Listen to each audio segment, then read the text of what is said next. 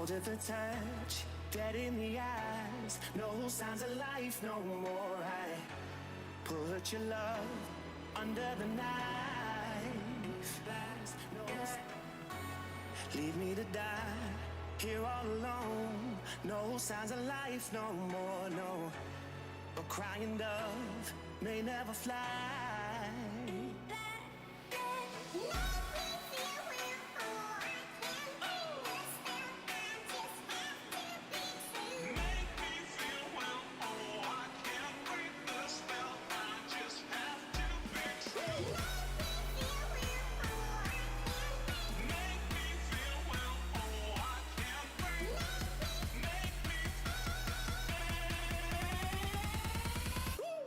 Black and white.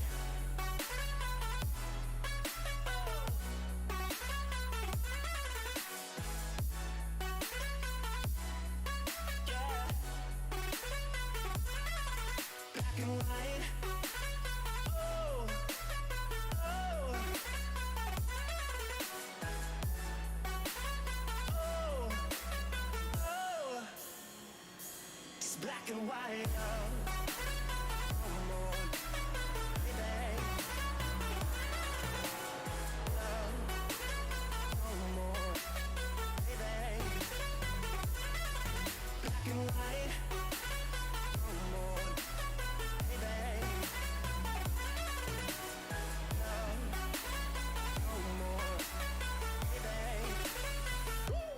Black and white, just let me go. It's only right. For all I know, it's only matter. It's calico, it's black and white. Just let me go. It's only right. For all I know, it's only matter. It's calico, it's black and white. White, white, white.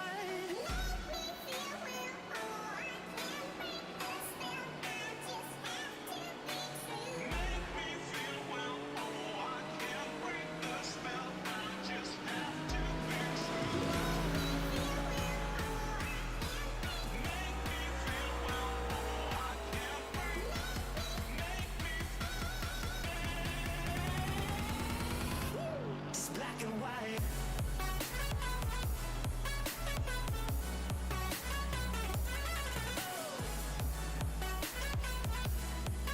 Yeah. Black and white. Oh.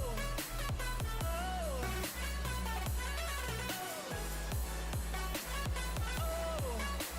Oh. Oh. It's black and white.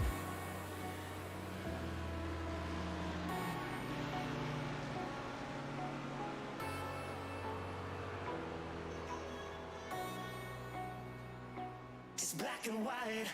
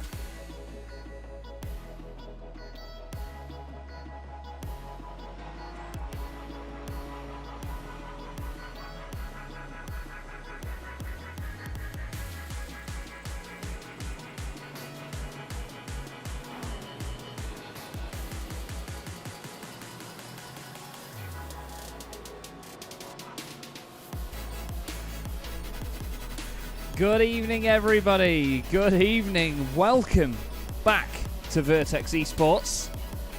And welcome to a brand new chapter in the Vertex eSports brand, the Mixed Bag World Cup. This is bound to be an absolutely wonderful championship and a great evening to get us started here. What a combination we have before us. We have got GT3 cars at Imola. My name is Chaz Draycott. I'm going to be your broadcaster and commentator for the entire series. and I thoroughly hope that you have a very, very good time with us.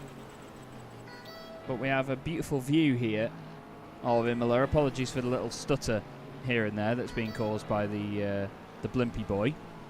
But we are just floating around at the moment with some lovely sights. But look at this, how it lines up with Acqua Minerale. See where the cars come down the hill there, hard onto the brakes, and then crack on. We've got a number of drivers out there just in practice at the moment. Excuse me. Pure Sims have Pete Harrod with us this evening.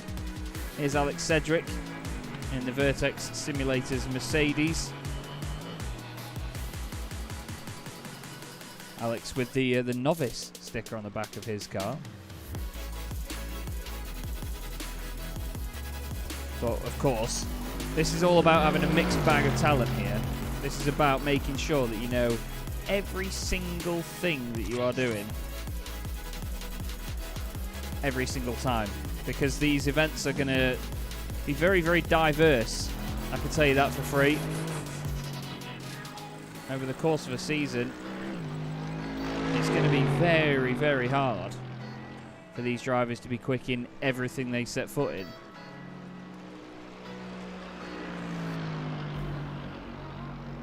Right then. Sorry, I'm just editing something in the background here, just to make sure that everything's all fine and dandy. Here's Jason Glenn in the Track Velocity racing machine, in the McLaren of all cars.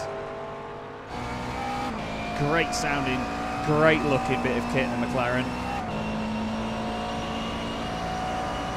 See on the right hand side there, 230, 240 Ks down towards the legendary Tambirello. Used to be a long flat left-hander, but now is a chicane, obviously in the interest of safety.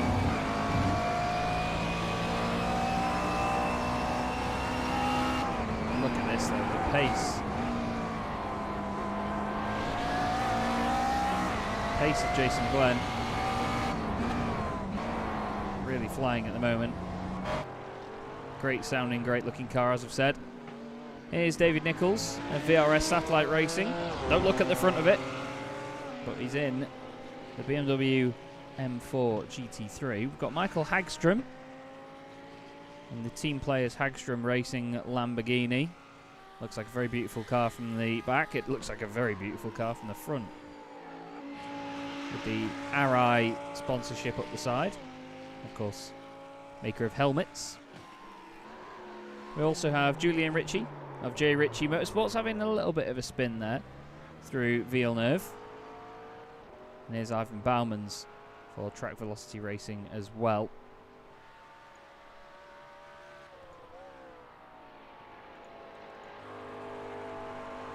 We've got Mark Murphy with us from Turn 4 Motorsport with a Cyberpunk livery up the side of the car, blinking in and out a bit in typical Mark Murphy fashion. And Brian Crowles, our mate Brian, who doesn't seem to have a livery on the car, which is a shame. The Track Velocity racing machines usually look very, very strong. I mean, Jason Glenn's car in their very deep blue that they have. I saw a preview of Brian's car. They posted something on Facebook about it. But yeah, no livery bad look of it on Brian's car, I'm afraid. I'm just trying to sort out some team names here, because we've got a few drivers that joined very, very late. So I'm just making sure that I've got the right team names for people, like Kenny Mitchell for Cam E Motorsport. And I know that he wants me to put Scotland instead of the United Kingdom flag for him. Here is Kenny Mitchell in this wonderful Mercedes. Interesting to see people's takes on number boards and other bits of these liveries, isn't it? I'm a real stickler for number boards and things, but it's all about having the freedom. Now Hagström, oh, pop and bang there from the Lamborghini. So changes down through Acqua Minerale. Up the hill he goes towards Variante Alta. Let's go on board and listen to the V10 goodness. let's not, as practice is now over. So this is going to be a very, very quick fire qualifying session for these drivers. They've got to crack on with it and get out as quickly as possible. Here's Pete Harrod. Keep an eye on Pete. We've got Ben Kriener as well. The Ben Kriener Racing Vertex eSports machine. And the BMW. Listen to that. The fantastic noise of GT3 cars. 5.2 litre V10s in the Audis. I believe it's a 4.5 litre V8 in the BMW, which we look at here. Ben Kriener just in the matte black machine. There's Brian in the Audi. 14 cars for the race. It's going to be an hour-long race. Alexander Viga, by the way, is with us for this, and he was absolutely phenomenal in the special event that we did recently, the Racing for Luby 150. And he was very, very exciting to watch. Where's Alex? For High Coast Esports. He won't be doing any coasting tonight. Oh, and Aaron Smith. Let's not forget Aaron Smith. For VRS Satellite Racing.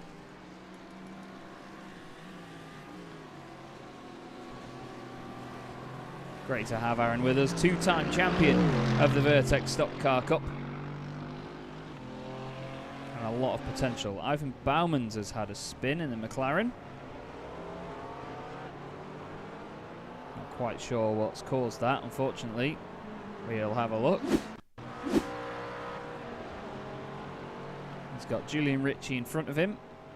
And then ahead of that was... Oh, he's lost it himself there. Oh, and Julian Ritchie's gone off as well. They went off in sympathy of one another, it seems. But back on they go. Ben Kriener goes fastest then to begin with. 158.3, but of course, these are just outlaps at the moment. Now, what this BMW has in the ugly department, it has in the sound department. It certainly does make a very, very good noise.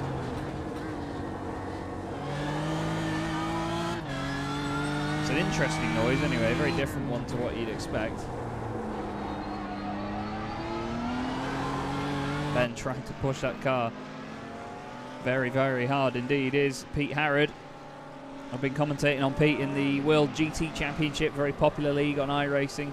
Pete is a double champion of it, I believe, or at least he's I think he's won it once. Season 7 of the World GT Championship, Pete won, and he won it here at Imola. Actually, this was the final circuit that the series visited, and he wrapped up the title here at Imola. He's a two-time champion of the Club Series, which was an old Kia championship that I used to run about 5 or 6 years ago. And that's how I met Pete, and he only lives down the road from me. Very, very good friend of mine. Cracking lad. Hopefully get to see him again when lockdown is over and we'll go back to normal. Here's Alex Cedric just coming out now.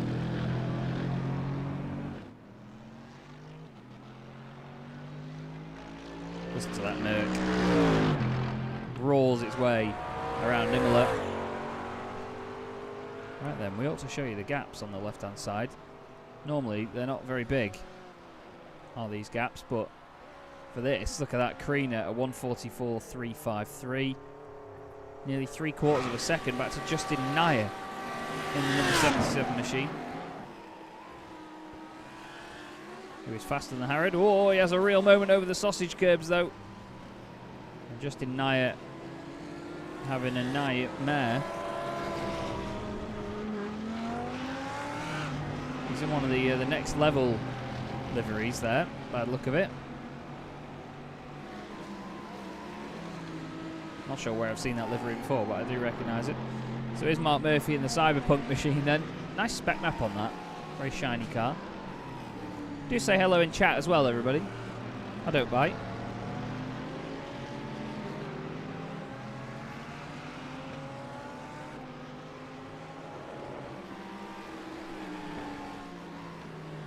Be good to see some of you in chat saying hello. David DeMeyer saying hi. Let's have a nice race. Good luck, Brian Krause. Good to see you, mate.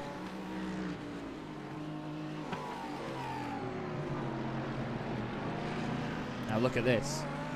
We've got Kenny Mitchell stuck behind Mark Murphy here.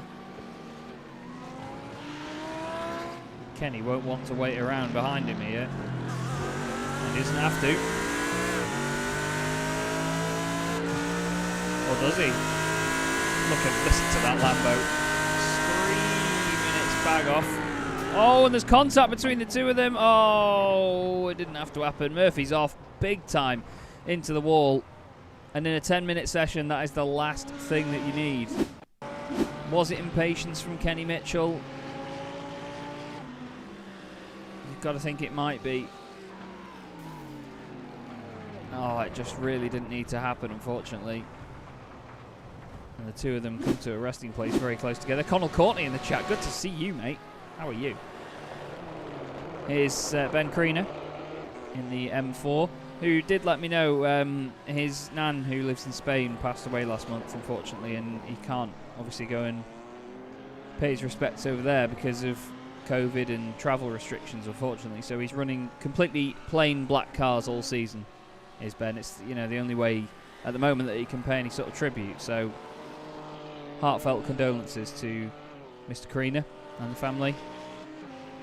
But a nice touch all the same, and he just let me know of that before in private, just so at least I'm not sitting here taking the mick out of him for being in a solid black car when I didn't know the reason behind it.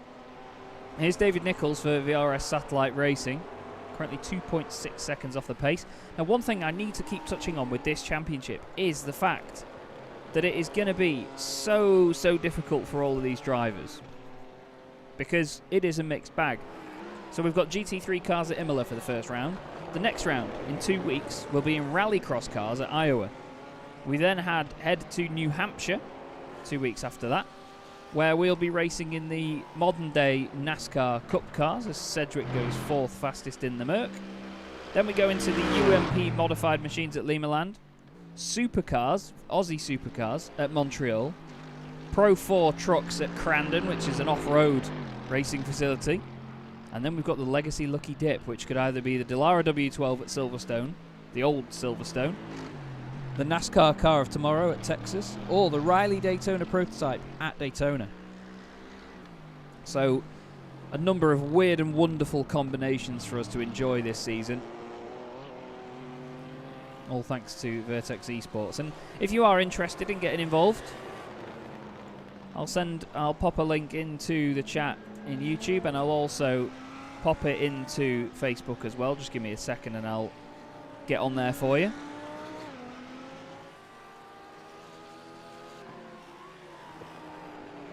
And you can have a linky doodah. You might hear the sound of it. Yep, there he is. Hello. I'm not sure if I'll be able to post that or not, but yes, there you go. There is a link for you to go to the website and get more info on the Mixed Bag World Cup. So then, quality at the moment. Creaner from Harrod. Naya is 3rd. Glenn is 4th. And we've got Brian Krause and Alex Sedgwick. Oh, well, I'll say that. Aaron Smith has just got ahead in the other Mercedes. The number 70 machine. Chucking it into Tamburello. As there you go. Alex returns the favour up to 4th place. He goes. Oh, well, that's Julian Ritchie. He's 13 seconds off at the minute. He said he was struggling to get onto the pace of these boys, and it looks like he's having the same again now, although he is going back out just to get as many laps in as he can. So he's got the commitment to stay with it. And that's one of the main things, really, you know, when it isn't easy to race in these sorts of things. And it isn't easy to just jump in a car you haven't raced in before and just expect to get on with it.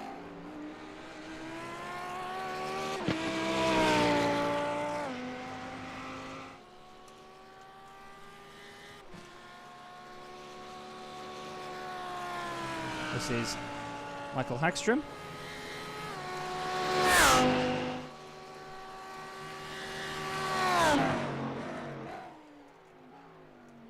Sorry, I'm just having to sort something out behind the scenes here. The overlay's just having a minute.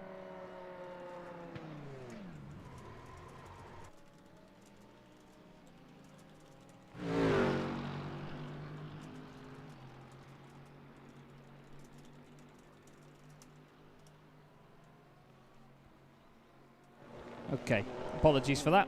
You can see now Hagstrom's gone in, so the cameras are off and it's nice and chilled. Listen to it. Smith has just crossed the line, stays 8th. It's intriguing to see him down there, isn't it?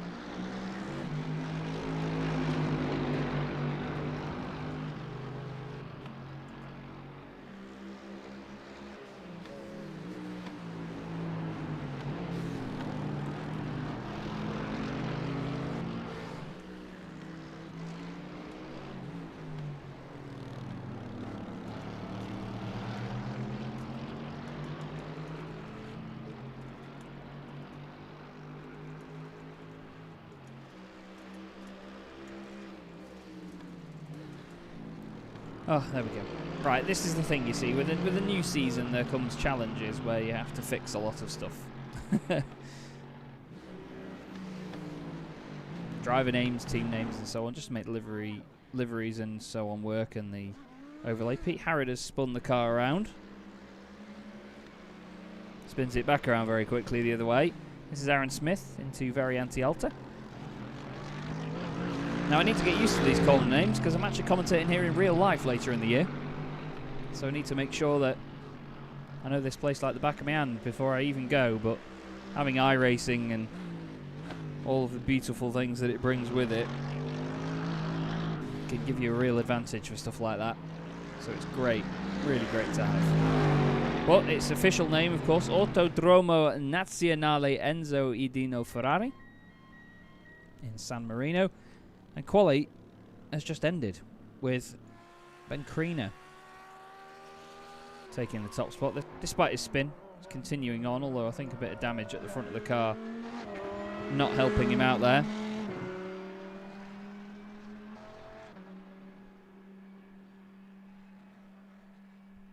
Pete just slowing it down now then. Sorry about that there, everyone. It seems like we just lost connection for a second. But for the first time this season in the Vertex mixed bag, I'm going to get used to that, World Cup, we have Ben Kriener. Pole position from Pete Harrod, Justin Naya and Brian Crowles make it a Track Velocity Racing second row ahead of Alex Sedgwick and Jason Glenn. We then have Aaron Smith with Alexander Viga alongside him. But the other way around, sorry. Kenny Mitchell, 9th. Michael Hagstrom, 10th, with David Nichols in 11th. Mark Murphy in 12th place. And the back row of the grid is Ivan Baumans and Julian Ritchie. And this shot that I've set up should just about pan over the grid now as everybody lines up. Although, no, it won't because it's a rolling start. So, there they are. Parked at the top of the hill just after the Variante Alta chicane. But Ben Kriener in the BMW, one of only 2 BMWs in the field, is going to lead them away. We have 2 British drivers on the front row, then the Dutchman Justin Naya and Brian Crowles, the Belgian, on row 2. And we're going to get rolling now.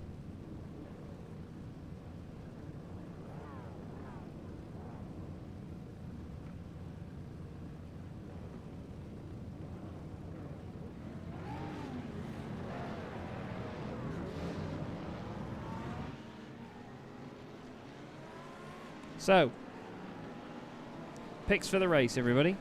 Let us know who you reckon will be one to watch for the race win. Ben Kriener is definitely a hot pick. Pete Harrod is always quick and consistent. It's an hour-long race. We're about to get underway then. Ben staying with the pace car very, very closely. He needs to be careful.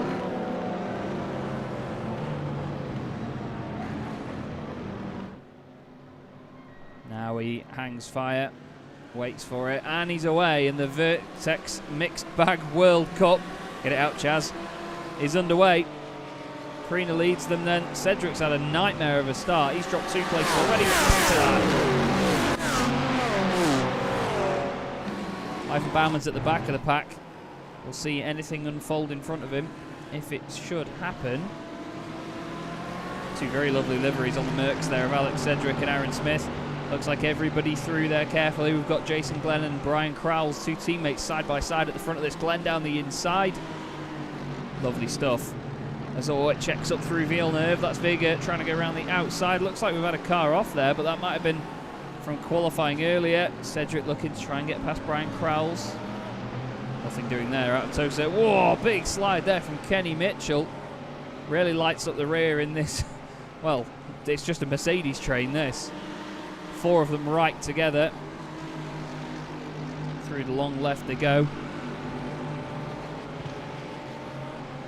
Down the hill, but Brian Crowell's is going to be the one with the worst view in the house at the minute. Big brutal V8's chasing him down. Look at that. So close, Alex Cedric. I realised how loud that was. It's all big check up there. Vega nearly goes into the back of Cedric. Doing a great job so far though. Jason Glenn's actually gained 2 spots from where he started. Mark Murphy's gained 2 as well. And Pete Harrod has gone through into the race lead. I think Ben Creaner has had a slowdown penalty. And he's had more of a slowdown penalty. Justin Naya goes through into 2nd place. Oh, as Jason Glenn goes off the circuit. Needs to hold that. It's a scary thing to have happen in the McLaren. It tries to kill you at the best of times. And then behind this, Vega and Sedgwick with Aaron Smith right in tow here. Now look at the run. Look at the run that they've got. Poor Jason Glenn down the straight, Cedric down the inside and through, Vega down the inside and through. Jason Glenn, 7th place now, watching the Mercedes drive off. James Harvey in the chat, good to see you, mate. Hope you're well. But it's Pete Harrod for Pure Sims that leads the way. Then just behind this, Ben Creaner trying to have a go at Justin Naya. It is nice to see some different people at top, isn't it, James?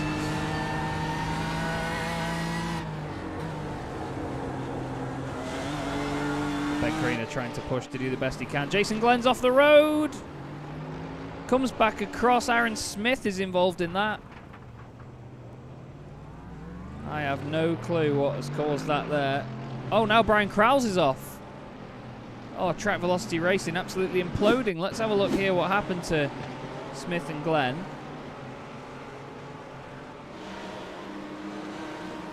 Oh, Jason Glenn's lost it, and Smith loses it on his own accord watching him. And then Brian is going to have his moment down at Aqua Minerale. He's just going to clip the grass. Yep. I tell you what, he does an absolutely outstanding job there not to go in a wall. Absolutely outstanding. That's his teammate Ivan Bauman's just going past. Now Kenny Mitchell's off the road. Is he going to avoid the barriers? There's a bit of a kiss with the wall. Nothing too bad. Oh, scary for Brian there as he comes back in. Look at these pair now for 2nd place. Justin Naya and Ben Creaner right together. Julian Ritchie's gone off the circuit. Ben Creaner goes down the inside into turn 1. Lovely, lovely stuff. There's Jason Glenn sneaking the pesky little McLaren down the inside of Kenny Mitchell. Ivan Bauman's just ahead of this, has gained 3 places so far. Mark Murphy in the Lamborghini, the Cyberpunk machine, has gained 6 spots at the minute. Doing an absolutely outstanding job.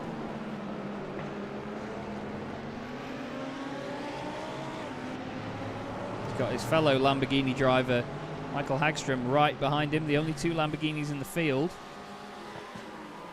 Pops and bangs and crackles all over the place. Now look at this, what's that coming over the hill? It's a Bauman's. And is it an Aaron Smith around the outside? He goes all over the Astro. Kenny Mitchell's got through as well there. Into Aqua Minerale, bottom of the hill. Bauman's gives plenty of room. I recorded a podcast recently with the Track Velocity Racing guys, and Ivan was an absolute star that evening. It was so much fun. So 5 minutes into an hour-long race. And Pete Harrod currently leading the way for Pure Sims. The amount of times I've said Pete Harrod leads is actually very few, but the amount of times I've seen him leading is many. So, crosses the line then. Kriener goes a bit quicker. Cedric does the fastest lap of the race, a 1:44.423. So that Mercedes on fire at the minute. Great noise from these cars. Down the inside goes Brian Krause. Late stuff on David Nichols, but manages to make it stick. Potential opportunism there, you could say, from Brian. Just in front, that's Hagstrom looking down the inside of Murphy. Nothing doing there. He's going to compromise his run through Villeneuve chicane, although sideways Mark Murphy. And here comes Krause now. It's 5.2 litre V10 versus 5.2 litre V10. Round the outside at Tosa.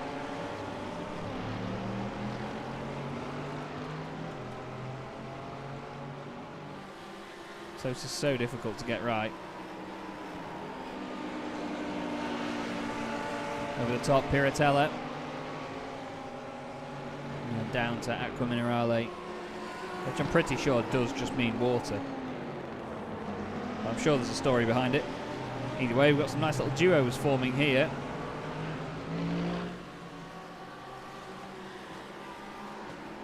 As down the inside goes Nichols on Hagstrom. Oh, there's contact and Hagstrom's around. He's on the apex.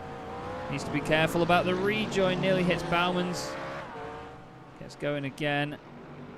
Oh, there's David Nichols. I think he's waiting. And if he is, then fair play. I think Hagstrom got held up there against... Oh, I love that noise. I think he got held up against the wall a little bit there. I think Nichols is...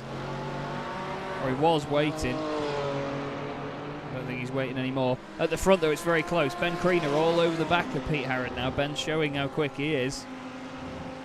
Very talented young lad is Ben Kriener. Look at this assault on Pete Harrod. BMW may be ugly, but my, is it aggressive at the front. And my, these cars loud. Sorry about that. We'll turn it down a little bit. But that's around 500 horsepower of Audi V10 screaming in your ear. Now this is a battle in the mid-pack that we've got going on. Ivan Bauman's is currently in 10th in the orange McLaren. Kenny Mitchell and David Nichols are 11th and 12th. You don't need me to do the maths to tell you that, though, do you? There's running wide through Piratella. Bauman's now on the inside, and he's lost a place to Mitchell. Is he going to lose another one to Nichols? He's not. Julian Ritchie has just got back on the circuit after having a moment there. Look at this chase. Ben Kriener. Great persistence so far from Kriener.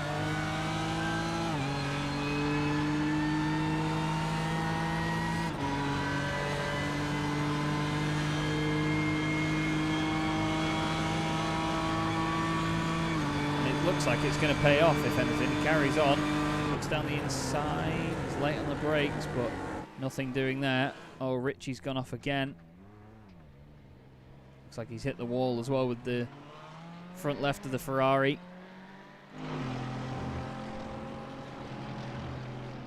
Now, this is Alex Cedric trying to pass Justin Naya. Through he goes into Villeneuve. Nice stuff there in the Mercedes. Nichols and Bauman's still fighting as well further back. Oh, a little bit sideways there from David Nichols.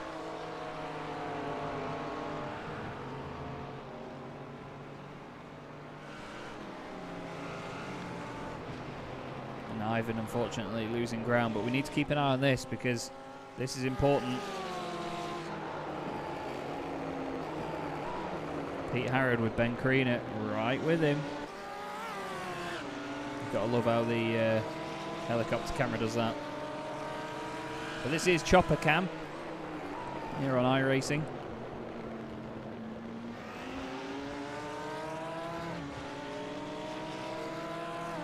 And this is Ben Kriener trying to take back the race lead after what looked like a slowdown penalty earlier.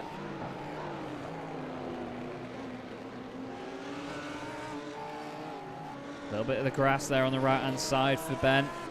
Nothing doing though. Nothing too bad either. It's not really put him off. What's the run going to be like now on the back of Pete Harrod's car? On board with the singing 5.2 litre V10. All the way up through the revs. Changes up as well into 6th. On the brakes all the way down the gears now. Careful of the curbs either side. Looks like Ben's already smacked one of them. He's got a bit of damage on the front right of the car. That's a good noise, isn't it? That is a good noise. Oh, Michael Hagstrom's just had an off, I think. No, he's got back on. Oh, Julian Ritchie's around again. He's having a torrid evening.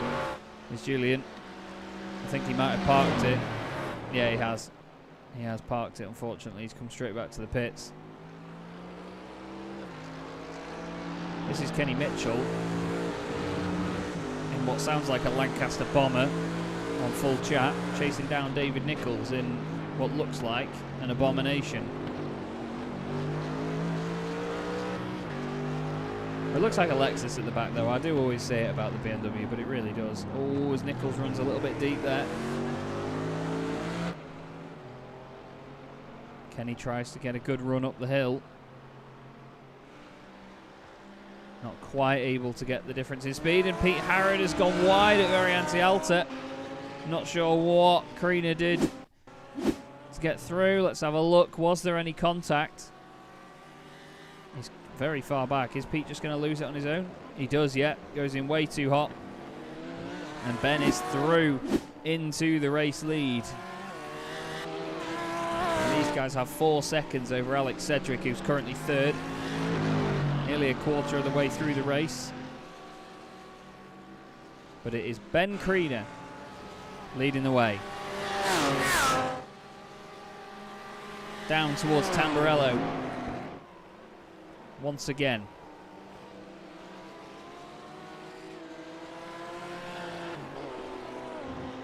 On the 8th lap of this race, as I've just so reminded myself.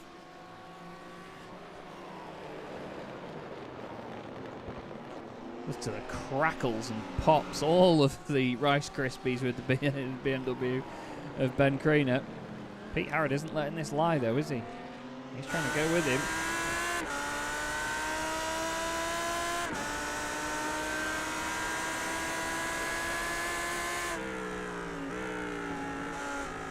Ben just seems to have that car set up so right around here.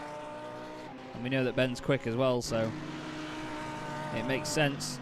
Here's Justin Naya having a shiny, clean race, you could say. As Kenny Mitchell's off. Oh, Kenny, what's happened? Ivan Bauman's just got through as well.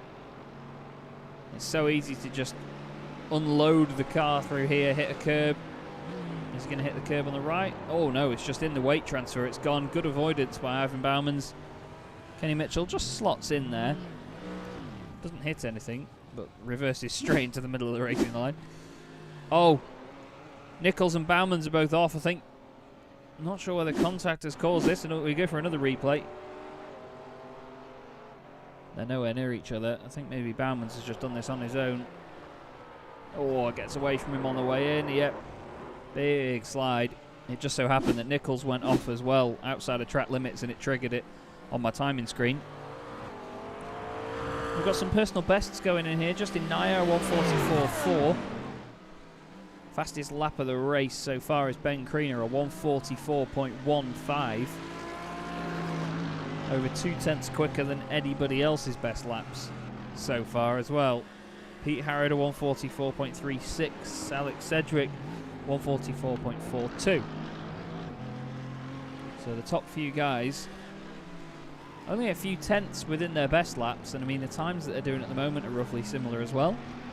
I love the fact that Alex has got the novice sticker on the back of the car. He's got Richard George Tailoring on the back as well, and of course Belfour, who sponsored him when he went over to Phoenix, I think it was, to do an ARCA race at the end of last year. It was great to see Alex doing that. He really is chasing his dream and doing a good job of it as well. Very talented driver is Alex, and a good friend, I like to say.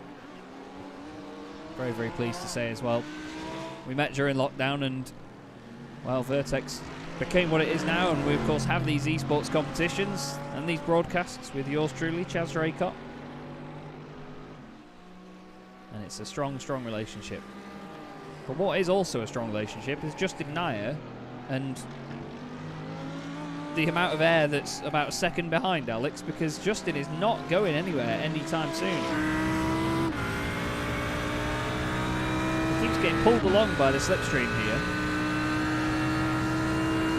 And then he's able to stay with Alex over the course of the lap.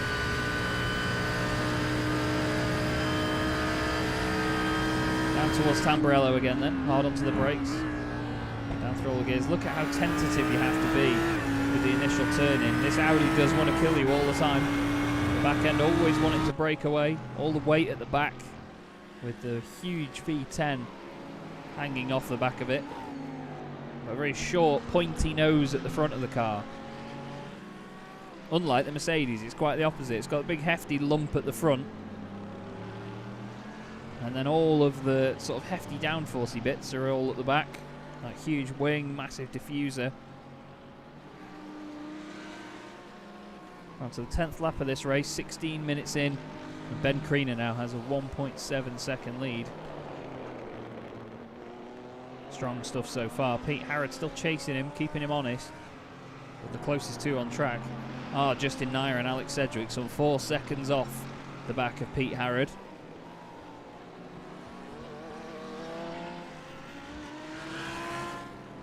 Now they may have to pit in this one. It is on a fixed setup as well on each of these cars, so should help keep the racing nice and close this season.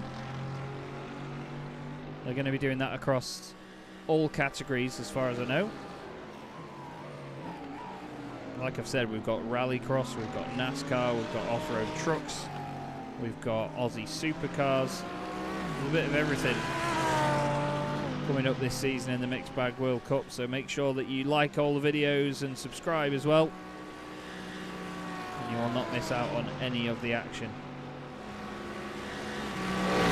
So, Justin Nair then, very close to the back of Sedgwick this time round. Down the inside into Tamburello, and he's got it done. He won at Daytona in the most recent season of the Vertex Stock Car Cup, did Justin. So he's got that very prestige win to his name. And now he's overtaken Alex into Tamburello in a GT3 car. Good sort of progress from Justin Nair from when I first saw him race in the Vertex Stock Car Cup. He's come on very strong and improved a lot, and that just proves it there.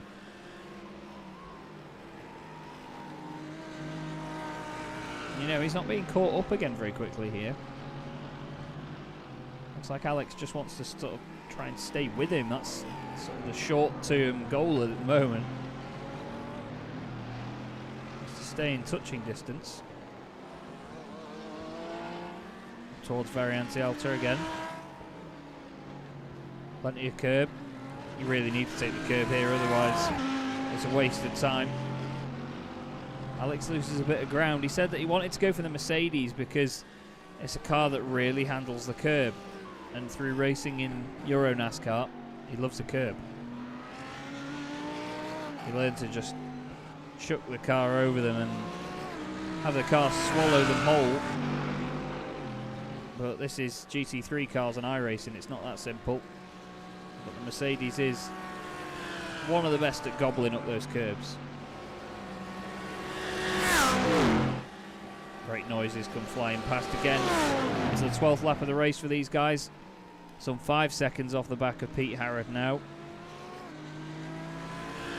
So the little battling and jostling that they did has been costing them time. They need to try and work together if they want to go forward at this point. We've had Aaron Smith in the pits already. That's very, very soon to be in the pits for Aaron. Wonder whether he's light fueled at the start to maybe get an early stop and an undercut. Intriguing. He's not got moving yet either. So it's still been quite the long stop. I'll have to keep you updated on that one. As Cedric very close to the back of Justin Naya. The car all over the place on the exit as well. Having a real moment. Yeah, I'm not quite sure what Aaron's agenda is here in the pits because he's still stationary. Now he's on his way out.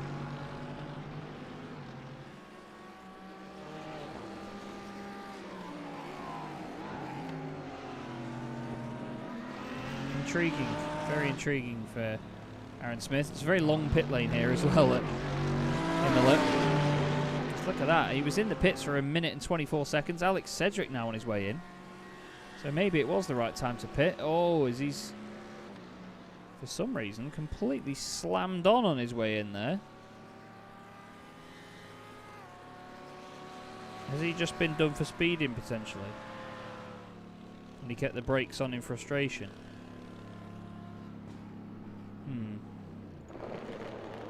Oh, back to the crackles and pops of Ben Kriener's BMW up front. As I said before, one of 2 BMWs in the pack. The other one is David Nichols in 9th position.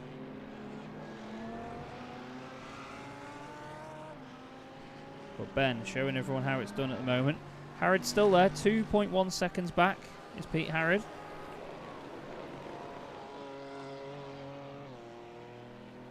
So he's not out of touching distance yet. Now let's see where Alex comes out. Here he is creeping down the pit lane. Here comes Hagstrom. Ready? There goes Hagstrom flying past. Only Alex Cedric and Aaron Smith have pitted so far though. And the gap is, well, a long one. About 1.5 minutes. Because Alex was only stationary for 21 seconds. I'm wondering whether Aaron took tyres by accident or something. I'm really not sure.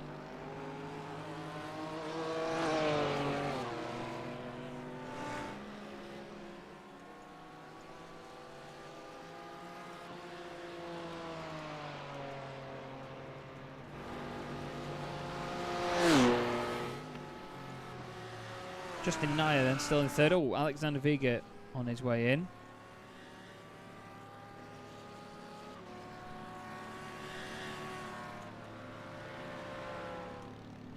Listen to that Merc on low revs, just sounds awesome. There's Julian Ritchie. Unfortunately out of the race by the look of it. Ivan Bowmans is now within 1 second of Kenny Mitchell in the Cami Motorsport machine.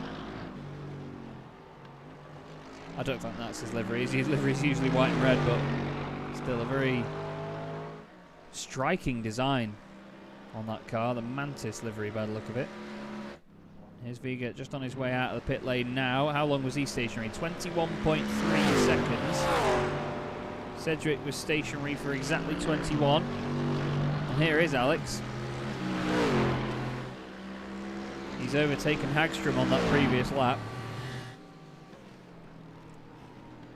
And now he's right behind Viga as they come out of Tamburello. And that is for the highest placed cars that have pitted as well. So it seems like the pit window very, very early on in this race. Brian Krause did his personal best lap last time round with a 1:44.5. Jason Glenn behind him doing a similar lap time. They've then got 21 seconds over Mark Murphy, so nothing too much to worry about yet.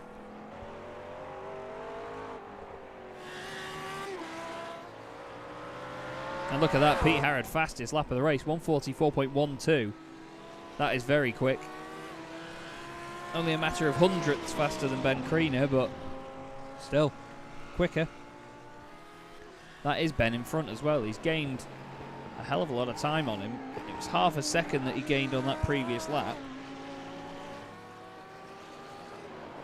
So he must have been really chipping away at it. Must Pete Harrod.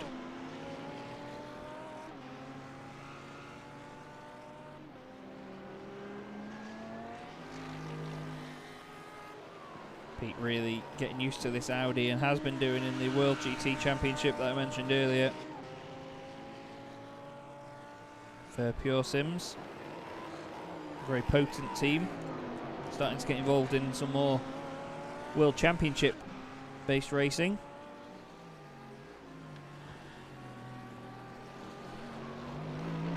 Pete is one of the very best. He's not too handy with real world driving either. He used to do a lot of drifting, did Pete Harrod.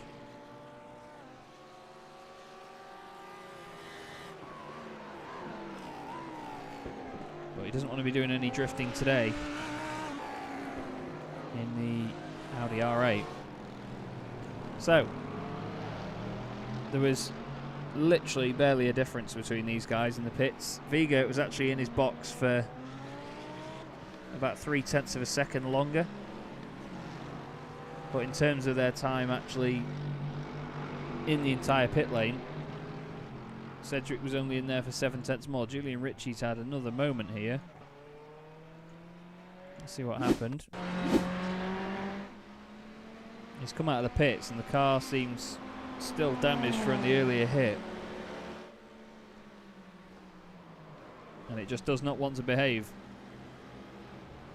Oh, and he's right on the apex there. He held the brakes though.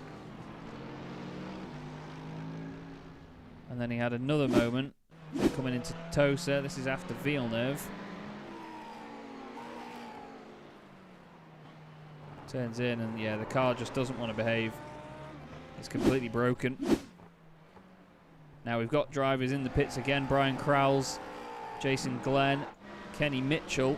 But Mark Murphy has had a moment on that previous lap.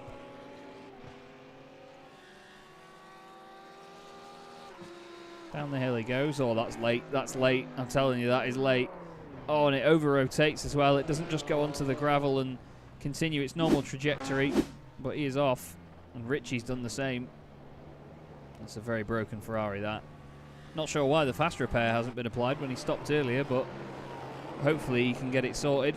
Now this is your battle for the race lead here. Ben Kriener and Pete Harrod. Pete all over him. Are either of them going to duck into the pits? No. They both continue for another lap more. 27 minutes down. This is going to be the 17th lap of the race, this next one. In the Vertex Mixed Bag World Cup. Pete closing and closing on the brakes.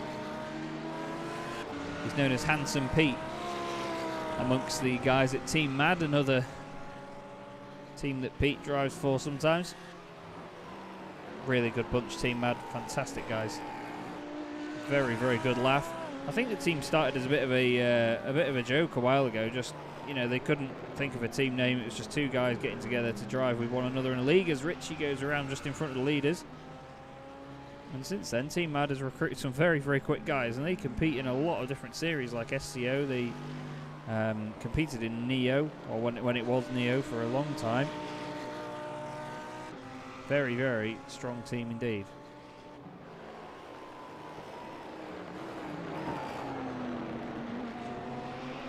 Pete Harrod, though, is starting to look menacing here, but he's not going to do anything too rash. This is the thing with Pete. He'll just be there and he'll just be quick. He won't do anything over the top or anything ridiculous or too sendy. He'll just wait till you make a mistake or just wait till there's a very viable opportunity. He's a very fair racer from what I've experienced. But we know how fiercely Ben Kriener can not just attack but defend as well. At the final corner once again, Ben Kriener comes in the pits and Pete reacts and says, all right then, if you're in, I'm in too. Justin Nair is next up. What's he going to do about pitting? He's going to come in as well. And David Nichols is the next car back on track. Almost half a lap further back from them. In terms of the cars that have pitted, we'll show you on the left-hand side. You can see Alexander Viga is the highest placed of them at the minute. That was Mark Murphy's Lamborghini that you could just hear there, leaving very anti-alta. Viga is not out of the woods though, because look at that, the angry Mercedes of Alex Cedric creeping up on him as they go down the hill into Rivazza.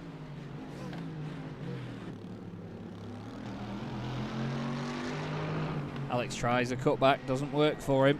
Pete Harrod, by the way, is coming out of the pits ahead of Ben Kriener. There they go. A long way ahead of anybody else. Here's Viga and Sedgwick side by side across the line. The two of them are going to jump past Justin Nyer. There's Justin coming out. And in flying formation, the two Mercedes make their way down to Tamburello. Cedric on the inside. Viga doesn't leave much room. There's a slight bit of contact here and there. Very sideways as well. Oh, Viga didn't leave much room on the inside, but they both got away with it. We've had another moment for Julian Ritchie, I'm afraid. The car is just broken. Now he needs to be careful here because the race leaders are coming up just behind.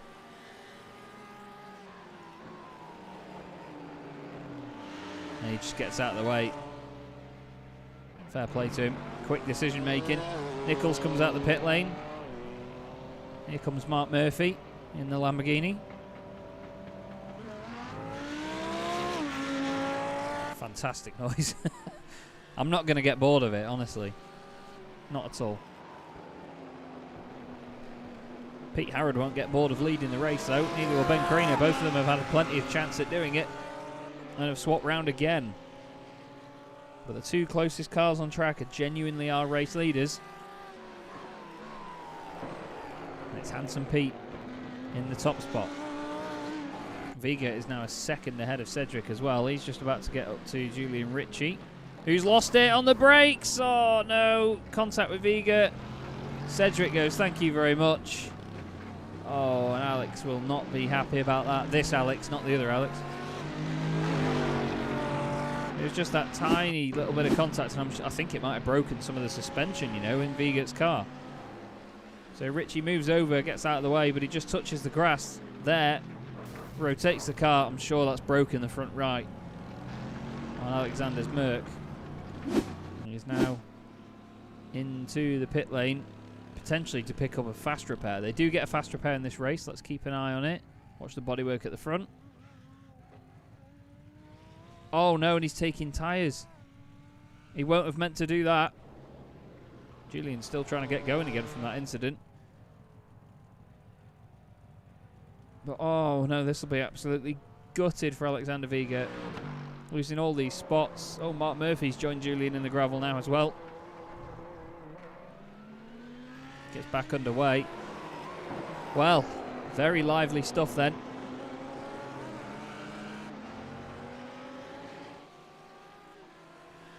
But this is the liveliest of battles that we have going on. Viga still in the pits as well. I think he's having a full service there. All that hard work undone, I'm afraid. He's still not left the pits. Julian Ritchie's come back in, hopefully to get the car repaired. Let's see whether it gets fixed this time. There you go. That's the fast repair doing its magic. Viga potentially still waiting for his. Well, here's your race leaders anyway. Just about to come on to the 20th lap of the race. 34 minutes down. 26 to go. Pete actually gained a lot of time there. 9/10 of a second over Ben Kriener on that previous lap. Not sure whether the damage to the front right of Ben's car is affecting him or not. That's Michael Hagstrom just behind. He did a 2:05 last time round. Not quite sure what happened to Hagstrom.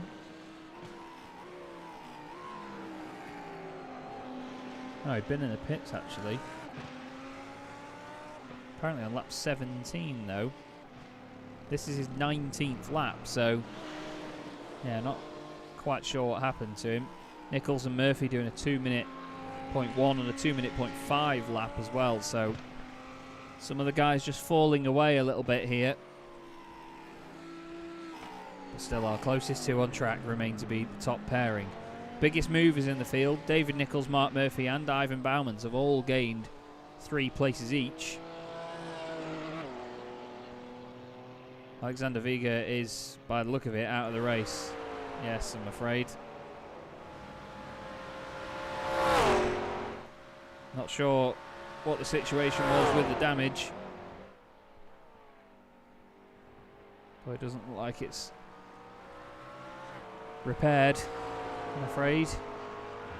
Potentially not able to repair it. He was in the pits for nearly 2 minutes. And I think maybe he hadn't had a fast repair, or he had used his fast repair. And it was just so that the car was no longer fixable.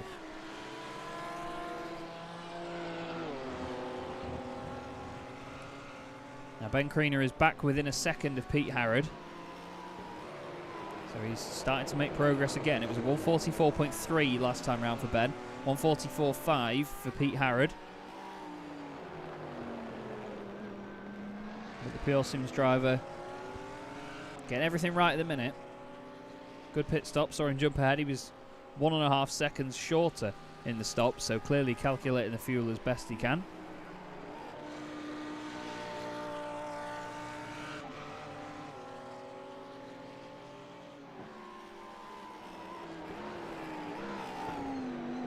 Down through the gears to Aqua Minerale once again. And Julian Ritchie has come back out and gone back off, I'm afraid. He's not going to be very good friends with this Ferrari by the end of the evening, I don't think.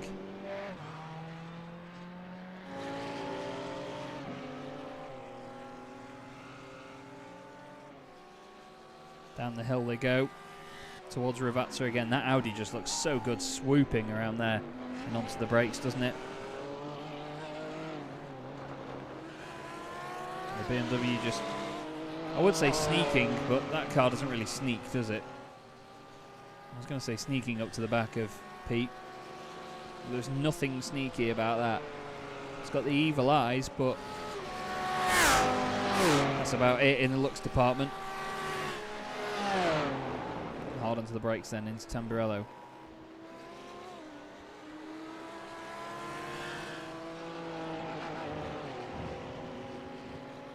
Through the long left. It's hard to get the car sorted through there, especially in a rear-engine car. The weight just wants to swing around and then spit you back the other way. I've seen many an incident through there since Imola came to the iRacing service.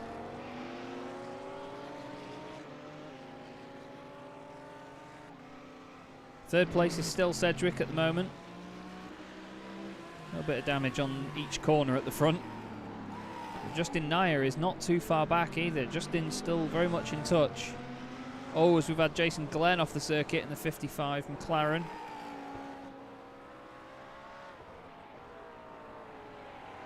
Maybe just something of his own doing there. But he gets it all collected and back on. He's got 26 seconds over Aaron Smith, who had that abnormally long pit stop. Let's have a look at what happened to Jason Glenn just. Sorry, Jace. But we are going to show this. That's Brian Crowles just in front, his teammate. Whoa, big scary moment through Villeneuve again. He's done well not to hit a wall or something through that. You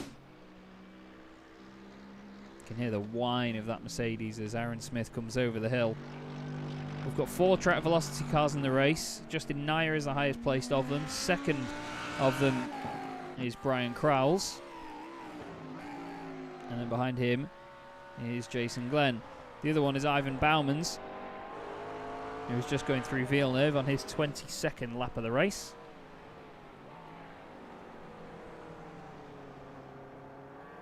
The leader's currently on their 23rd now. The gap is still under a second between these two. So Ben continuing to pile on that pressure. Pete isn't out of the woods yet. But to me, it just looks like the front right of that car is not behaving itself. I'd be intrigued to speak to Ben afterwards and see what he thinks. And how was it behaving? There's Julian Ritchie just getting back out of the way. Now, Pete is only 0.6 of a second ahead there. Ben Creaner got a really good run through Acca Minerale. Over the top of the hill. Use a lot of the Astro, but not all of it. You can easily get a slowdown penalty there if you're a bit too greedy into the chicane. We're 2/3 of the race down now. With only 1/3 left to go, less than 20 minutes. You've got to love those noises from the BMW.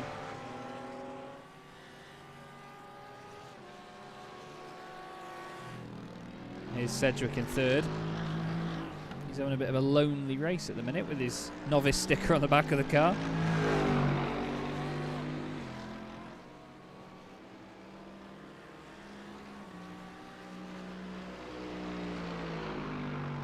Does sound and look great, doesn't it, that Merc?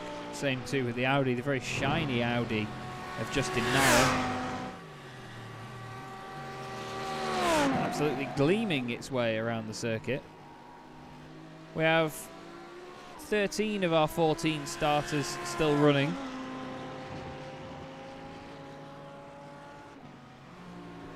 Unfortunately, Alexander Vega, one of the drivers that's had a very tough night. Now, a second pit stop. This will be intriguing. Aaron Smith back in. Surely doesn't have to be in for long, but if it's a fixed setup, maybe he just took tyres last time and that's what gave him a long stop. I'll keep an eye on the pit stop time.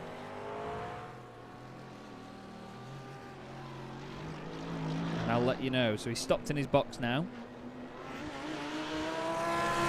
You can hear Pete's Audi just trying to put the traction control to rest on the exit of Varianti Alta, just trying to get the power down. Now Smith is already on the way out of the pits. He was only stationary for 8 seconds.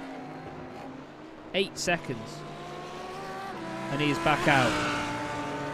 So, let's keep an eye on that.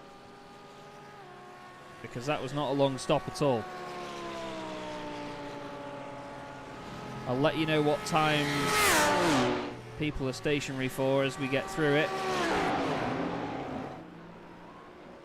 Creaner is very much with Harrod now, though.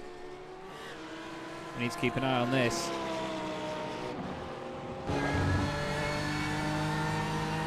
Here we are in the monstrous BMW M4. Swallowing up those curbs at the beginning of Villeneuve.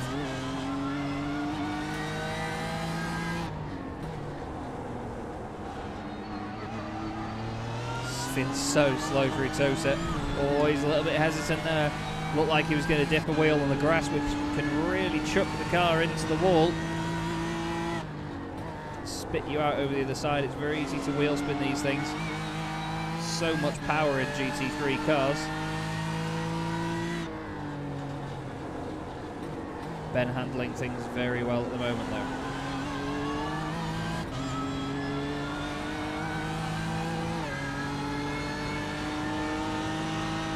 Varianti Alta again. This is where the BMW would be good over the curbs. Look at that. He's a little bit later on the throttle than Pete Harrod.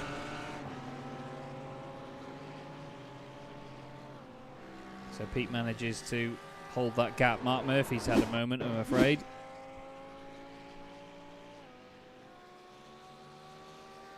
Just going to come down a little bit too hot into Rivazza, maybe. Yeah, just a little bit too hot.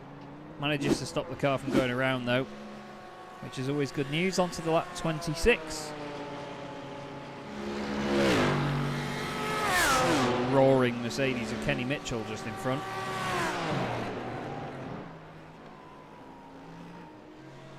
It's really interesting for me to see drivers that I've only commentated on ovals so far try and get on with GT machinery. I'm excited to see what some of the rallycross racing is like in 2 weeks at Iowa. And if you want to join us for that, head to vertexesports.com and make sure you check out all the series info that you can. You literally just need to click on enter at the top of the website, where you can enter the events that we have. 15 minutes to go then in the first race of the season. It really has flown by. Julian Ritchie has come back into the pits. No one else has been in since Aaron Smith yet. So Aaron's done his 2 stops, as you can see on the left. Just about.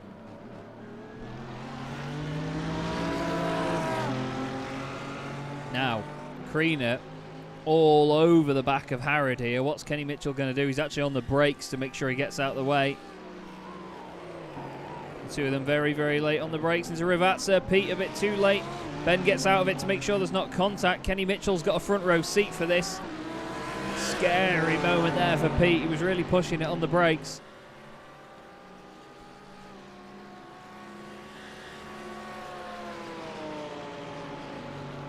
Lucky to hold that there, make sure the car was pointing the right way.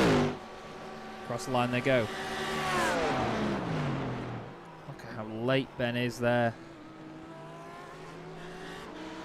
Really closed up a lot of time.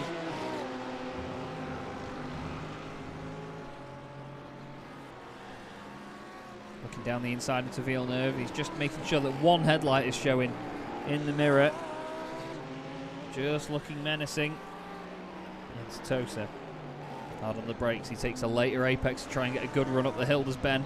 But Pete has that covered. Fantastic exit. Now I'm wondering whether Aaron has done himself over with a really early pit stop in this race, you know, and he was the only one that's having to pit that late. Or are we going to see people doing splash and dash stops right near the end? Because the thing is, the closer we get now to the end of this race, the shorter people's stops may be. So even though Aaron did do an 8-second stop, you could still get people out here doing 6 or even 5-second splashes of fuel to just make sure it gets them to the end.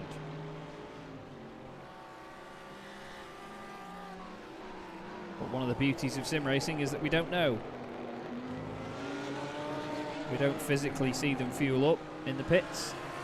Keeps us guessing. Pete pulling over to the left, right behind Ivan Bauman's, just to try and get some sort of slipstream. Any assistance will do. What great noise. So, lap 28 then, 48 minutes in the books. Are we going to have more stops? Mark Murphy, by the way, is being absolutely reeled in by Aaron Smith here. Oh no, Pete Harrod's gone off. Pete Harrod is off, literally. We look away for a second. That's the Chaz curse, I'm afraid. I'm so sorry, Pete. He's going to be at my door in about 10 minutes. Tries to get some of the dirt off the tyres. Let's have a look what happened. So Kriener right behind. Oh, the car's just sideways through Villeneuve.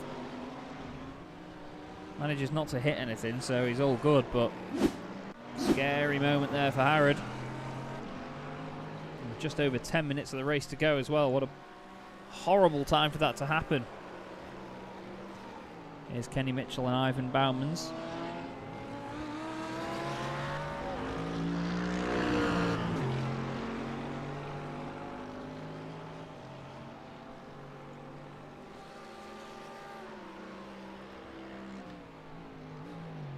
Oh, it looks like...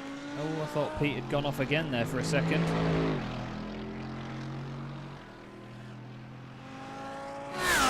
My bad. No one else has been in the pits yet. Oh, Kenny Mitchell has overtaken Ivan Baumans for P10.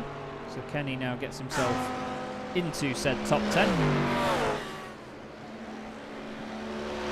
With the leaders just ahead on circuit, but over a lap ahead now in the race.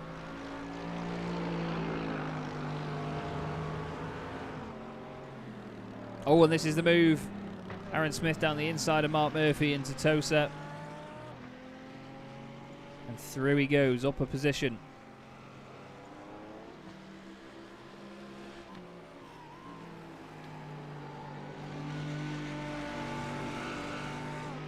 Now Mark is going to try and get that back, but we've seen him wrestling this Lamborghini a bit so far onto the brakes. They really aren't easy cars to get used to, GT3 cars. They've got this horrible sort of numb feeling, well, ironic numb feeling. They've got just this numb response to everything, and with the ABS as well, it tries to straight line a lot. Obviously the cars that these guys used to, mainly the oval stuff, they just do not have any of those issues, you know, no ABS to worry about. No problems on that front.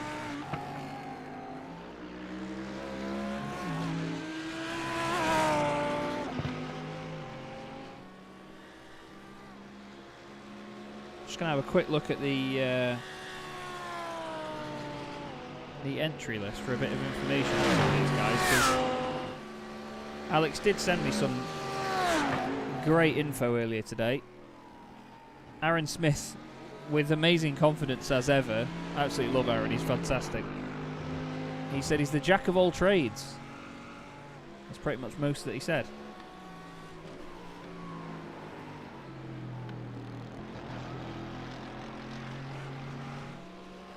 Now Ben Kriener at the very front. He's a Euro NASCAR driver from 2019. He's recovering from the effects of the pandemic economically. And he's looking to contest in the 2021 American Speedfest at Brands Hatch.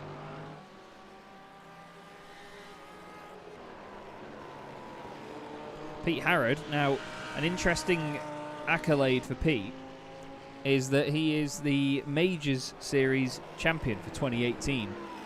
Now the Majors Series runs a very similar, if not the same sort of format that this championship does. So they have a lot of different types of races. The Major Series does all the special events, so they'll have, say, GT3 cars at Spa for the Spa 24 hour. They'll have Indy cars, you know, they'll do the Indy 500, they'll do Daytona 500. But it's all counting towards the same championship, so you have to be not just quick, but quick in a multitude of cars. And that's exactly what this championship hopes to promote as well. Michael Hagstrom had a moment, by the way, a lap or so ago. Into Villeneuve chicane. Oh, the back end's got away from him there. Oh, and he clips the gravel and the grass. Tries to keep it stable, but unfortunately the car has other ideas. Tries to spin it back around. It doesn't quite work in GT3 cars the same way it would in something else. Pete Harrod has done the fastest lap of the race, so talk about being spurred on by your mistakes. Pete Harrod right on this now and pushing hard. Oh, we've got Mark Murphy off the circuit, and oh, it's straight into the wall. Disappears as well in typical Mark Murphy internet style. There wasn't much cyberpunk about that, I'm afraid. On the way in. Oh, hits the big sausage curb, and it seems to just straighten up, and then it's gone. Very, very odd for Mark Murphy there. Hope that the curb didn't hurt his hand or something if he's on a direct drive wheel. I've seen that happen before. People get a sudden shock from a curb and it really hurts your wrist. But look at this from Harrod now. 1:43.8 last time round. Fastest lap of the race by a long shot. The only lap we've seen in the 1:43s all race. Fastest lap by Ben Kriener all race is a 1:44.1, some 0.3 slower. Last time round he did a 1:44.3. So half a second in it last time round between these guys. Pete is on a charge. It's Handsome Pete in the angry Audi.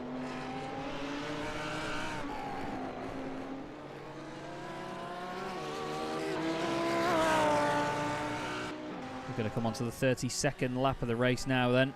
55 minutes gone. 5 minutes to go. Should be 3 more laps.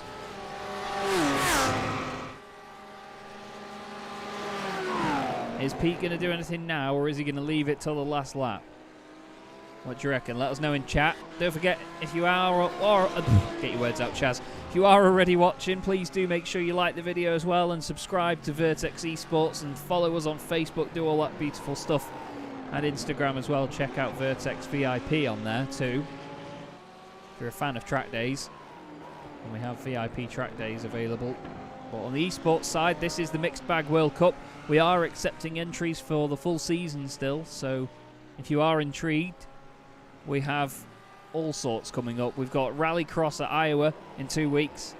A month from now, we've got NASCAR Cup machinery at New Hampshire. And we've got UMP Modifieds at Limaland. Aussie Supercars at Montreal. Pro 4 off-road trucks at Crandon.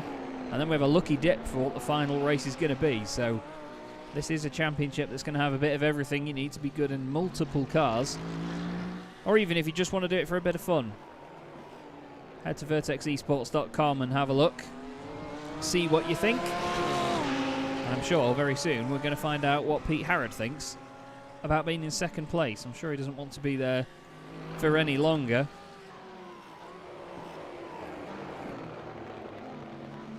Look at how much he closes on the apex there.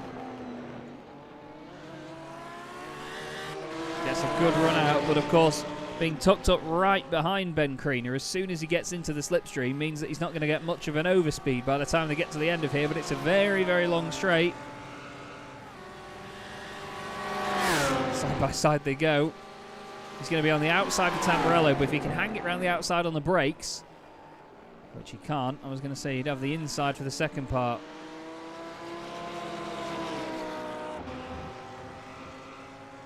Still nothing doing though for Pete Harrod. 57 minutes gone of this hour-long race.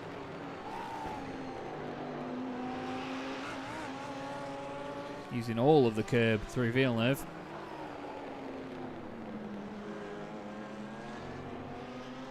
Now Alex Cedric is on pit lane. This is going to be the splashiest and dashiest of splashes and dashes, I imagine. 6.9 seconds.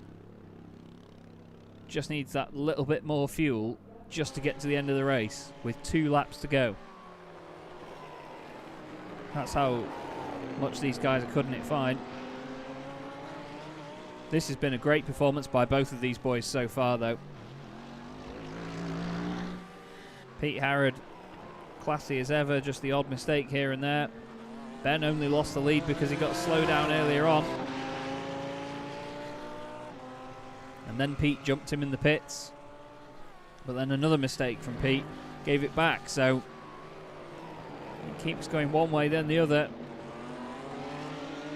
This is going to be the final lap of the race next time round actually. Because we're now 1 minute and 40 seconds from the end. And these are doing 1 minute 43s and 44s. I'll say 143s. We only have one of them all race. These are doing 144s. So across the line then to start lap 35. Sorry, 34. Final race. Oh, God. Final lap of the race. This guy's meant to be a professional commentator, I can hear you saying. Through Tamburello, then.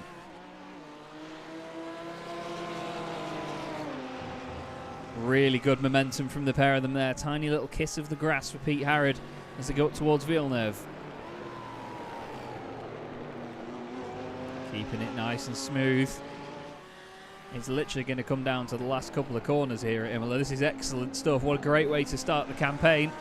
Ben gets a little bit of a slide on the exit. I'm surprised Pete can even see the apexes of the corners that he's going for here. The size of that BMW in comparison to the low-slung little Audi. Over the top of the hill then. Through Piratella. Down towards Acqua Minerale. Through the first right, both playing it very cautious. Pete using the engine brake into the Audi. You can hear him change down very early. Spikes the revs. 30 seconds to go. Up towards Variante Alta. He looks to the inside, but we know he's not going to go for it there. It's all going to be about Rivazza. Pete gets a really good run. Ben's got fantastic traction in the BMW, though. Which way's Pete going to go? Which way's Ben going to go? Pete's only got one way he can go. He needs to look down the inside. Ben goes defensive. Pete's late on the brakes. Tries to hang it around the outside. Might it be too much? Ben might lose out, though. Still got one corner to go and a long drag to the line. Pete's going to try and get it done, but it looks like Ben Kriener is going to take this. And the first round of the Vertex Mixed Bag World Cup goes the way of Ben Kriener. What a brilliant race between those top two. That was phenomenal to watch. Excellent racing.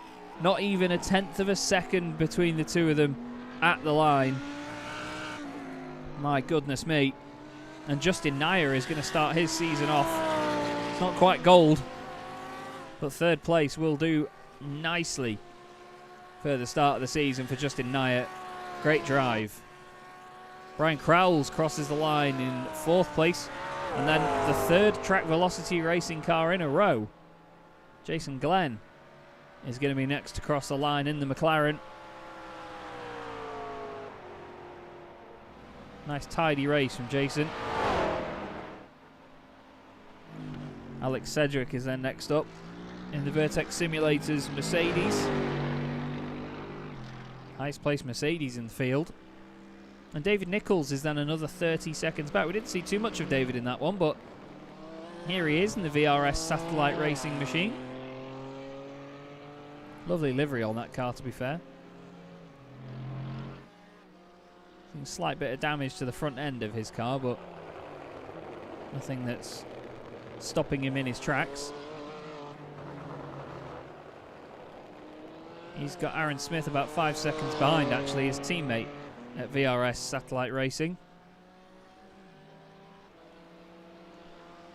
And across the line he goes.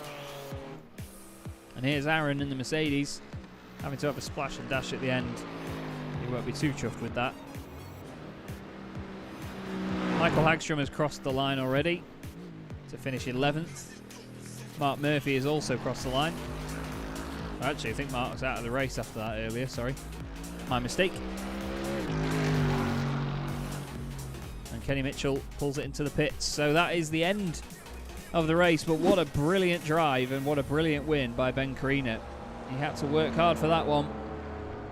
Pete Harrod did not let him have it easy, did he? On his way in then. And we'll grab you some results, shall we? It's not just some random trees, trust me. There you go then. Ben Kriener taking the fantastic victory for Ben Kriener Racing / Vertex eSports. Pete Harrod finishing second. Look at that.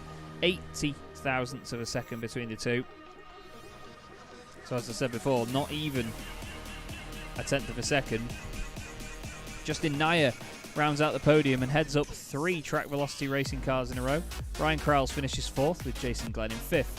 Behind them is Alex Sedgwick with David Nichols 7th, Aaron Smith 8th, Kenny Mitchell 9th, and Ivan Bauman's rounding out the top 10 in his McLaren. Behind them was Michael Hagstrom, and unfortunately Mark Murphy, Alexander Viga and Julian Ritchie did not finish the race. Well, we better have a chat with some drivers, I suppose, and just see what those guys made of that. Because there was certainly a lot to look at all race long. We've got a lot of guys waiting in the interview booth. We'll have to see what Ben's microphone is like, because we had a wonderful time in the driver's briefing earlier trying to understand him, but that's just his accent. Ben, it's been a while, mate, but it has. To come straight back in and get a win, you must be pretty pleased with that, buddy. Yeah, I mean, I really wasn't expecting that, especially when I saw Pete Harrod on the itchy list. I sort of thought, oh no, here we go. Yeah, I mean, I didn't even know I was going to run the BMW until about an hour before the driver's briefing. I spent days trying to figure out what car was best. But yeah, I mean, looking through the chats, Alex said he preferred front-engine type cars, and I thought, you know what, actually, I might as well give them a shot as well, and I preferred the BMW over the Mercedes. So yeah, it seems quite. It seems a stable car from what I've heard from people driving it. Yeah, it was. Yeah, you could really chuck it in the corner and it would really forgive you for it. So Yeah. And obviously curbs as well, a big thing around here at Imola. They can really harm your laps, and obviously they can even chuck you off the circuit, as we saw a few guys fall foul to. But yeah, in fairness, that seemed like, I mean, the Mercedes is known for being a curb gobbler, let's say, but the BMW did just the same. Yeah, I mean, it really did look after me, to be honest with you. I mean, obviously on lap 1 and then I think the first lap out of the pits, I got a little bit of stage fright and chucked it wide on the last chicane, giving myself a slowdown. So that obviously made life a bit more entertaining. But dusting off the rust there. But other than that, yeah, it was pretty a flawless race, and it was just a case of, I think on both times, just pushing Pete into a mistake, which not very many people get to say that they've done. So that's, it wasn't one where I sort of knew I could launch it and pull the move off. As much as Pete's one of those guys where as long as you respect him and give him space, he'll do the same with you. Yeah. I knew it wasn't going to be one of those races, and it was going to have to be pushing him into a mistake or on strategy, which I did panic thinking he had done it to me in the pits, obviously. But yeah, just eventually I managed to get the mistake out of him that I was looking for, and he obviously saw red and found a bit more pace because I didn't have anything to respond to his pace at the end. I was driving flat out there, and he just cruised up to the back of me like nothing else, which is, it shows the evidence of the pace that he's got, but I have quite a wide BMW apparently, so that always worked.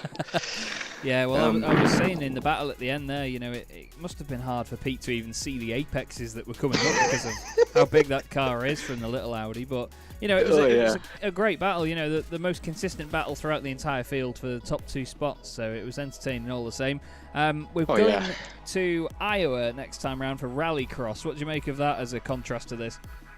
I haven't got a handbrake, so I feel like I'm in trouble. But I like the idea. I mean, I've always enjoyed chucking rallycross cars around for practice. I've never actually done an official race because I fear I'd make a bit of a fool of myself. But I'm up for the challenge. Yeah, there you go. I'm up for the challenge, and I do like the idea of switching up the car and and obviously the venue for every round, although after that race I'd be very happy to stay in these cars for the rest of the season. But yeah, I'm looking forward to it. Definitely a bit different, and I imagine you're going to see a completely different set of drivers out front, and I think that'll be the case for most of these events, to be honest with you. You'll find new names up front, so I'm looking forward to it. It's definitely something unique. Yeah, definitely. It's going to be a very exciting season, mate, but well done again on the win. And, of course, before we let you go, is there anyone you want to give a shout-out to?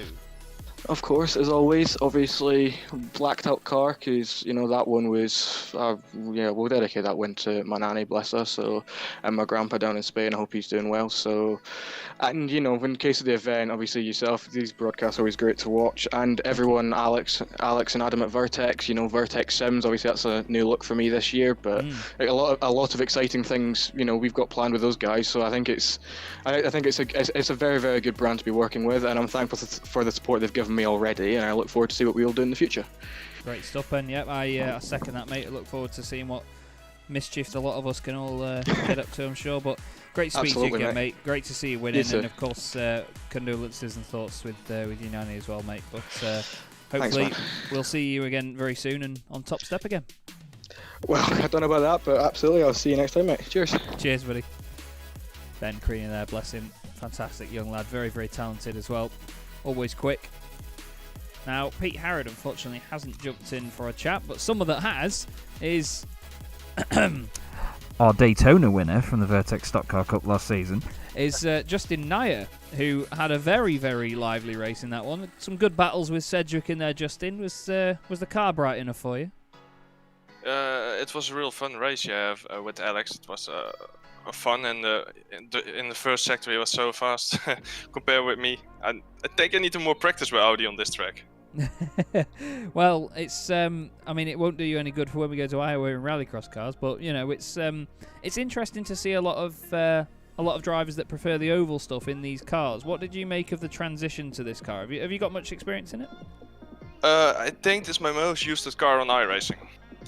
I drive also in our endurance series in this car. I drive a lot of VRS in this car. I think it's really my most used car, so it's just that's why I choose it for this track. Yeah, it certainly suited it tonight by the look of it, and you were able to put in some good moves, even overtaking Alex into Tamburello, and your pace was very consistent this evening. Is there a specific trick that you have from going from one type of car to the other? Because I mean, I know that if I jump in something that doesn't handle well and then suddenly something that does, I find that worse than it being the other way around, because you have to just dial your mind into thinking quicker in something like this, don't you? Yes, it does, but only what I say is I got a lot of experience in this car, and yesterday and Monday I trained with the BMW, only I accidentally I turned today get the wrong car in Brian's practice session, so I choose the Audi today, and I think, yeah, why not? I just choose the Audi, it's the safe way for me. Yeah, well, it certainly worked out, mate, and you know, you had the pace early on to match the leaders and potentially go with them. Did you think after a few laps that a win could have been on the cards? No, absolutely not. They were too fast for me. I was happy that I'm behind Alex, so I can save a lot of fuel. I could make it easier to the end. I put too much fuel in it in the pits, so that was not smart. But I'm really happy with P3, and it was a really nice battle with Alex. Well, and it's a podium, obviously, to start your championship off as well. We go to Iowa next time round for Rallycross. Is that something you've tried before, or is that going to be a new venture? No, I drive sometimes Rallycross. I like it. We do some fun events with my other team, Next Level Racing, and sometimes I put some official races from Rallycross on iRacing. I like that stuff. It's just fun to put only a half hour in it, and you can drop the computer away. Yeah, definitely. It's a lot of fun to drive those cars, so I'm intrigued to see what we get with a full-blown race meeting. But well done again tonight on the podium, mate. Is there anybody you'd like to give a quick shout-out to? I want to shout out to you, of course, for the great commentary every race. To Alex for the series, and Brian, of course, and Jason and Ivan for driving for Track Velocity.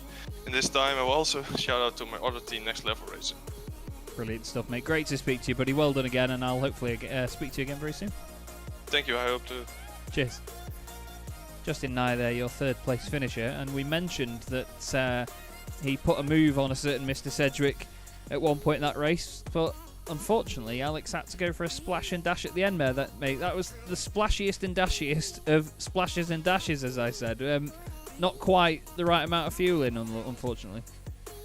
Yeah, I think it's the reason why I'm a driver and not an engineer, because quite clearly my mental maths have taken a bit of or have been in a bit of decline since I left school. But yeah, unfortunately a little bit premature on the stop. I messed up the pit entry a bit as well and lost a little bit of time. But yeah, just slightly too soon and had to obviously make a second stop at the end for fuel. I thought that fuel wasn't going to go quite so fast, so it would have been 2 stops for everyone, but unfortunately that was not the case. But yeah, no, a lot of fun. It's literally like the first time in about 2 years that I've driven anything other than a stock car in iRacing. So cool to do something different.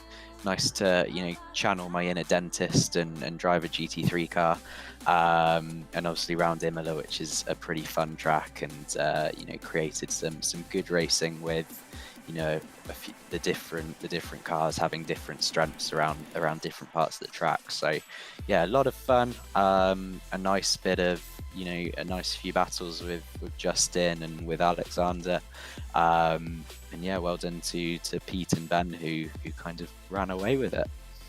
Yeah, it was a fantastic race at the front, but I mean, it's intriguing to see, as I've been saying all night, drivers like yourself that drive a lot of other stuff very different to GT3 cars, and then seeing what the results are like at the end of the night. It's literally like just throwing everybody's names in the air and just like on a piece of paper and just seeing which name lands first, isn't it? It's great. Yeah, absolutely, and I think that's what's going to be so exciting about this particular series as we move forward and as we run more of the rounds, that everyone has their specialty and everyone has, I guess, their comfort zone in terms of cars that they run a lot. And for the majority of the time throughout this season, they're probably going to be a long way out of that. So it's going to be cool to see who can adapt, who can stay consistently at the front or consistently on pace, and how that changes throughout the season. Yeah, I'm very, very excited for it. And of course, something to really get excited about, Rallycross at Iowa in 2 weeks. How are you feeling about that? I'm feeling good. I think, out of all of the cars, tracks, combinations we've got, this is probably my weaker one. I feel like, a lot of people put a lot of time into the GT3 stuff on iRacing, and I am not one of those people. So, yeah, I think hopefully Rallycross, it will be obviously a big difference going from not an endurance race, but a longer form race this Wednesday, to short and sharp, 110% all out, heat races and a final for Rallycross, and an entirely different style of car to drive, of course. But A, it will be a lot of fun no matter what, and B, I think hopefully should have a pretty good result. Yeah, definitely. Well, I've only commentated sort of in a relaxed manner, let's say, on Rallycross before, but it is an absolute hoot, so I'm really looking forward to that, as I'm sure you are as well. But you know the question by now, mate. It's the end of the evening. Is there anyone you want to give a quick thanks to? Yeah, I mean, obviously we have a few new faces in the series, so obviously welcome to them. Anyone new who's watching as well and hasn't seen one of our broadcasts before, thank you for spending your Wednesday evening with us, and thanks to our regulars, obviously to you, Chaz, and everyone that helps to put this all together, and hopefully we can continue to keep it growing throughout the rest of the season. Obviously we've got a bit of a smaller grid this time, but it's really good quality grid, and anyone out there who sees something on the calendar that is their specialty or they like the look of, there's always the opportunity to come and join us for a one-off. So take a look at our website if you're interested in joining, and